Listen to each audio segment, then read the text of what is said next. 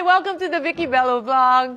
Today's a very special interview. I know I say that a lot, but when I watched his interview with Jessica Soho, I was just crying the whole time because I've never seen someone so pure in heart, so loving the Lord.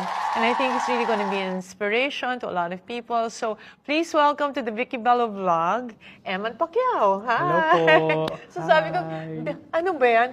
Paano ba nangyari yung Jessica Soho interview?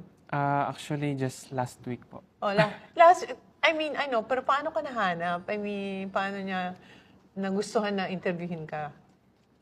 After my fight po. Kasi nanalo ka. Opo. You're unbeaten daw, di ba? Yes po. Opo. Talaga? Opo. So narinig niya, tapos inisip niya? Opo. Nag-ano po sila ng researcher para mahanap ako. Tapos nakita po nila yung Eman Bacosa Pacquiao page ko po, Facebook page. So doon parang chinat po nila kami. So